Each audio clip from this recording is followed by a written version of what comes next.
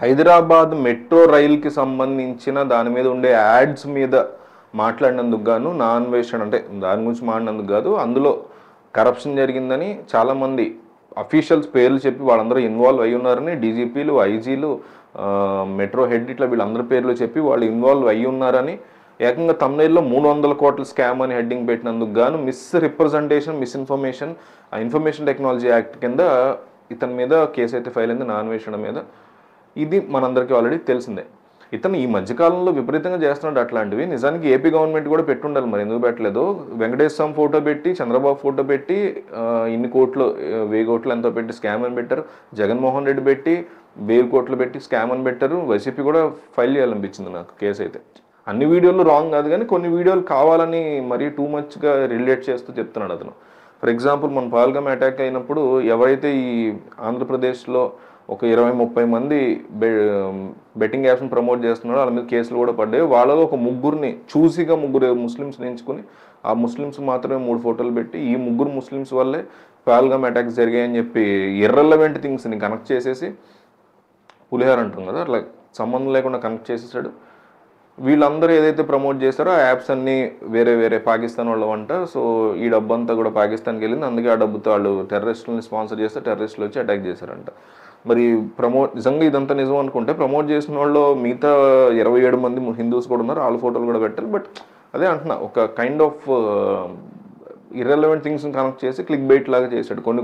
కొన్ని చాలా జెన్యున్గా చేశాడు, చాలా పర్ఫెక్ట్గా చేశాడు. కొన్ని అయితే బిగ్ బాస్ నాగార్జున ఇన్ని వేల స్కామ్లు చేస్తున్నాడు బెట్టింగ్ యాప్స్ని పెట్టి, వీళ్ళందరూ సైలెంట్గా ఉన్నారు కదా, సరే ట్రై చేద్దామని తెలంగాణ గవర్నమెంట్ని, మెట్రోని కూడా బద్నాం చేశాడు. దెబ్బకి వాళ్ళు కేసు పెట్టారు. ఇది కదా నిజంగా. నాగార్జున దాంట్లో కూడా స్టఫ్ లేదు, రకరకాలు చేస్తున్నాడు మొత్తానికి మనోడు.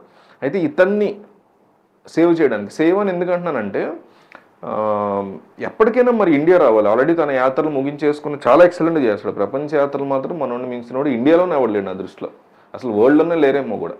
తోపులా చేస్తాడు, బాగా కన్వే చేస్తాడు తను వెళ్ళిన ప్లేసెస్ గురించి, టికెట్స్తో సహా ప్రతిదీ ఎట్లా ట్రావెల్ చేయాలి, ఏంటి, అక్కడ ఉన్న విశేషాలు, వింతలతో పాటు అందరూ చెప్తారు. అక్కడ ఉన్న సామాజిక పరిస్థితులు ఎట్లా ఉంటాయి, అక్కడ పీపుల్ ఎట్లా బిహేవ్ చేస్తారని బాగా కలిసిపోతాడు వాళ్ళతో. భలే బాగుంటాయి. ఈ అమ్మాయిలు పర్వర్షన్ పిక్చర్ పక్కన పెడితే నిజానికి ప్రపంచ యాత్రికుడు అంటే నిజంగానే ప్రపంచంలో తోపులా చేస్తాడు. అయితే మనోడు మరి కంప్లీట్ చేసేసుకున్నాడు ప్రపంచ యాత్ర. మరి రావాలి కదా ఇండియా, శ్రీకాకుళం, విజయనగరం, ఈ kind of place, Uttarandhra place అవుతుంది. సో రావాలి కదా, మరి రావాలి, ఎప్పటికైనా రావాలి. ఇప్పుడు ఎక్కడ ఉన్నాడో తెలియదు కానీ రావాలి. మరి కంటిన్యూ చేస్తాడో తెలియదు. సో ఇప్పుడు ఏం చేస్తున్నారంటే, మీకు గుర్తుంటే గత 5 సంవత్సరాలుగా కూడా వేరే దేశంలో ఉన్న వాళ్ళ మీద కేసు అయితే పెడుతున్నారు, ఇంటర్పోల్ వరకు వెళ్ళట్లా. అదేదో టెర్రరిస్ట్ థింగ్ అయితే తప్ప ఇంటర్పోల్ వరకు వెళ్ళట్లా, వదిలేస్తున్నారు. వదిలేసి వాళ్ళు ఏదో సందర్భంలో ఇండియా వస్తారు కదా. మొన్న కూడా అట్లాగే రాజకేశ్ రెడ్డిని అట్లా చాలామంది ఇండియా మొత్తం మీద, ఒక రాష్ట్రం అని కాదు, వెంటనే ఇండియాలోకి వాళ్ళు సైలెంట్గా ఉంటున్నారు పోలీసులు. సరే మనల్ని ఎవడు ఈ మధ్య మన గురించి రావట్లేదు కదా మీడియాలో అనుకుని వాళ్ళు ఇండియాకి ఎంట్రీ ఇస్తున్నారు. ఎప్పటికైనా ఇంటికి రావాలని ఉంటుంది ఎవరికైనా, మీకైనా నాకైనా. మనం విదేశంలో పెద్ద మర్డర్ స్కామో చేసినా మళ్ళీ ఇండియా రావాలి, ఇంటికి రావాలని ఉంటుంది. ఎందుకంటే చిన్నప్పటి నుంచి పెరిగిన మెంటాలిటీ, మైండ్లో కెమిస్ట్రీ, ఆ సెంటిమెంట్, మెమరీ అట్లా ఉంటుంది కాబట్టి. సో ఎప్పటికైనా వస్తారు. 90% పీపుల్ వస్తారు, విజయమాల లాంటి వాళ్ళు రారు. సో 90% వచ్చేవాళ్ళు మనోడు కూడా రేపు పొద్దున వస్తే, ఈ ఇష్యూ సైలెంట్ అయిపోయింది అనుకోండి 1-2 ఇయర్స్లో, వస్తే ఖచ్చితంగా ఎయిర్పోర్ట్లో అరెస్ట్ అయితే జరుగుతుంది. ఇట్లా చాలామంది జరిగింది మీకు గుర్తుంటే. సో అది తను ఫేస్ చేయడం ఇష్టం లేక, ఎవరైతే ఈ Allu Arjun case versus Revanth Reddy government విషయంలో చాలా స్ట్రాంగ్గా పోరాటం చేసి క్వాష్ పిటిషన్లో సక్సెస్ఫుల్గా ముందుకెళ్తూ అల్లు అర్జున్ని రిమాండ్ పడకుండా ఆల్మోస్ట్ కాపాడాడు. బట్ ఒక నైట్ ఆయన ఉండాల్సి వచ్చింది అల్లు అర్జున్. ఆ కేసులో చాలా స్ట్రాంగ్గా పోరాటం చేశాడు లాయరు నిరంజన్ రెడ్డి. ఆయన చిరంజీవికి చాలా క్లోజ్, చిరంజీవి ఫ్యామిలీకి చాలా సన్నిహితం. చిరంజీవికి సంబంధించిన కేసెస్ కూడా గతంలో ఆయన వాదించారు. Jaganmohan Reddy YCP party MP ఆయన.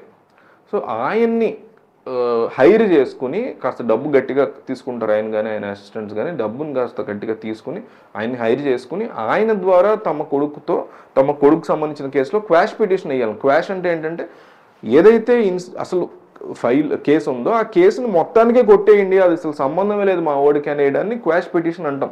మొన్న అల్లు అర్జున్ కేసులో కూడా ఆయనతో క్వాష్ పిటిషన్ వేయించారు. అందులో డిస్కషన్స్ జరుగుతున్నాయి. తెలిసిందిగా కోర్టు ప్రొసీడింగ్స్ 1 ఏడాది 2 ఏళ్ళలో తేలవు.